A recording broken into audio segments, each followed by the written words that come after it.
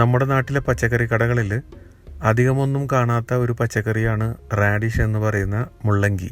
ഈ മുള്ളങ്കി 2 തരത്തിലാണുള്ളത്. ഒന്ന് ചുവന്ന കളറിലുണ്ട്, ഒന്ന് വെള്ള കളറിലും ഉണ്ട്. അപ്പോൾ ഇവിടെ ഈ മുള്ളങ്കി നട്ടിരിക്കുന്നത് കണ്ടു. അപ്പോൾ ഇത് പറിച്ചു നോക്കുമ്പോൾ അത് റെഡ് കളറിലുള്ളതാണ്. ഇന്ന് നമുക്ക് ഈ മുള്ളങ്കി പാടത്ത് നിന്ന് മുള്ളങ്കി എല്ലാം പറിച്ചിട്ട് നല്ലൊരു മുള്ളങ്കി തോരൻ ഉണ്ടാക്കി നോക്കാം. അപ്പോൾ നമുക്ക് മുള്ളങ്കി തോരൻ ഉണ്ടാക്കാം. അതിനു വേണ്ടിയിട്ട് ഞാനിവിടെ 4 മുള്ളങ്കി പറിച്ചെടുത്തിട്ടുണ്ട്. ഇതിൻ്റെ തൊലി ഒന്ന് ചുരണ്ടി കളഞ്ഞതിന് ശേഷം വൃത്തിയായി കഴുകിയിട്ട് ഇത് നന്നായിട്ട് കൊത്തിയരിയുക. കുഞ്ഞു കുഞ്ഞു കഷ്ണങ്ങളാക്കിയിട്ട് എടുത്താലും മതി. അത് നിങ്ങളുടെ ഇഷ്ടത്തിന് നിങ്ങൾക്ക് എങ്ങനെ വേണമെന്നുണ്ടെങ്കിലും ഇത് ചെയ്യാം. അല്ലെങ്കിൽ നമ്മൾ ക്യാരറ്റോ ചീയെടുക്കുന്നത് പോലെ, ബീട്രൂട്ട് ചീയെടുക്കുന്നത് പോലെ നമുക്ക് അങ്ങനെ ചീയെടുക്കാം. എങ്ങനെയായാലും അതിൻ്റെ ടേസ്റ്റിനൊന്നും വ്യത്യാസങ്ങളും കാര്യങ്ങളൊന്നും വരുന്നില്ല. അത് നിങ്ങളുടെ ഇഷ്ടത്തിനനുസരിച്ച് നിങ്ങൾക്ക് ചെയ്യാവും. ഇത് കണ്ടോ, നന്നായിട്ട് അതിൻ്റെ തൊലിയൊക്കെ പോയിട്ടുണ്ട്. കുറച്ച് അവിടെ ഇവിടെയൊക്കെ ഉണ്ട്, എന്നാലും കുഴപ്പമില്ല.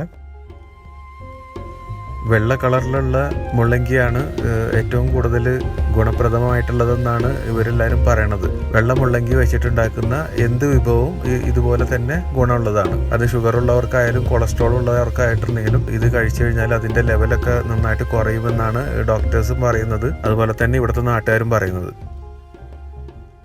ഇതിനുള്ള മസാല തയ്യാറാക്കുക എന്നുള്ളതാണ് ഇനി അടുത്ത നമ്മുടെ പരിപാടി. അപ്പോൾ ഈ മസാല നമുക്ക് എങ്ങനെ തയ്യാറാക്കാം? വളരെ ഇമ്പോർട്ടൻ്റ് ആയിട്ടുള്ള ഒരു കൂട്ടാണ് ഇതിൻ്റെ മസാലക്കൂട്ട്. അപ്പോൾ അത് ഞാൻ പറയുന്നത് പോലെ തന്നെ നിങ്ങൾ ആ മസാലക്കൂട്ട് ഉണ്ടാക്കണം. അപ്പോൾ അതെങ്ങനെയാണെന്നുള്ളത് നമുക്ക് നോക്കാം. 1 കപ്പ് തേങ്ങ തിരുമിയത്, പിന്നെ 1 സവാള ചെറുതായിട്ട് അരിഞ്ഞത്. അത് പ്രത്യേകം ശ്രദ്ധിക്കണം നിങ്ങൾ. സവാള ഏറ്റവും ചെറുതായിട്ട് അരിയാൻ പറ്റുന്നോ അത്രയും ചെറുതായിട്ട് നിങ്ങൾ അരിയുക. അതുപോലെ തന്നെ പച്ചമുളക് നിങ്ങളുടെ ഇഷ്ടത്തിനനുസരിച്ചുള്ള എരിവ് കൂട്ടാൻ വേണ്ടിയും കുറയ്ക്കാൻ വേണ്ടിയും നിങ്ങൾക്ക് എണ്ണം കൂട്ടുകയോ കുറയ്ക്കുകയോ നിങ്ങൾക്ക് ചെയ്യാം. അപ്പോൾ ഞാനിവിടെ ഒരു 3 പച്ചമുളക് എടുത്തിട്ടുള്ളൂ. ഇനി നമുക്ക് വേണ്ടത് വെളുത്തുള്ളിയാണ്. 2 വലിയ അല്ലി ഗാർലിക്ക് നന്നായിട്ട് ചതച്ചെടുക്കുക. അതുപോലെ തന്നെ കുറച്ച് കറിവേപ്പിലയും വെക്കുക. പിന്നെ ഇതിന് നമുക്ക് ആവശ്യമുള്ളത് ഉപ്പ് വേണം. അതുപോലെ തന്നെ ചതച്ചെടുത്തിട്ടുള്ള ജീരകം വേണം. ഒരിക്കലും പൊടിയല്ല, ജീരകത്തിൻ്റെ പൊടിയല്ല നമുക്ക് വേണ്ടത്, ചതച്ചതാണ് വേണ്ടത്. അത് പ്രത്യേകം ശ്രദ്ധിക്കണം. പിന്നെ ഒരു 1/4 ടീസ്പൂൺ മഞ്ഞൾപ്പൊടി. ഇനി ഇതെല്ലാതും കൂടെ നമുക്ക് നന്നായിട്ട് തിരുമ്മി ഇത് യോജിപ്പിച്ച് വെക്കുക. ഈ തോരൻ ഉണ്ടാക്കാൻ വേണ്ടിയിട്ടുള്ള ഒരു പാത്രം എടുക്കുക.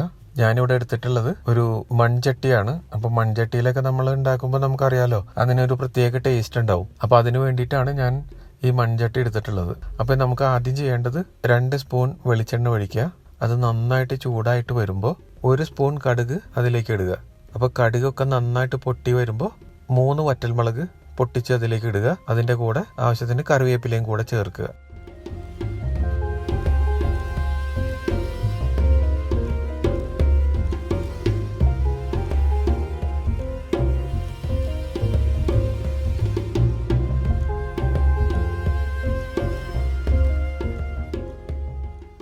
അത് ഏകദേശം മൂത്ത് വരുമ്പോൾ നേരത്തെ നമ്മൾ ഉണ്ടാക്കി വെച്ചിട്ടുള്ള മസാലക്കൂട്ടുണ്ടല്ലോ, അതെല്ലാതും കൂടെ അതിലേക്ക് ഇടുക.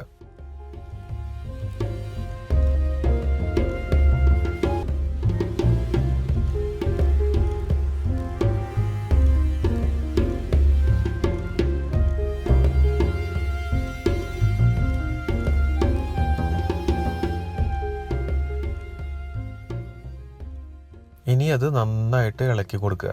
അതിനുശേഷം കൊത്തിയരിഞ്ഞ് വെച്ചിട്ടുള്ള മുള്ളങ്കി ഇതിലേക്ക് ഇടുക.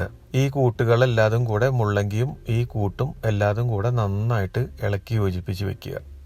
അപ്പോൾ എനിക്ക് നിങ്ങളോട് പ്രത്യേകം പറയാനുള്ളൊരു കാര്യം, ഈ മസാലക്കൂട്ട് നിങ്ങൾ എപ്പോഴും ഓർത്തു വയ്ക്കുക.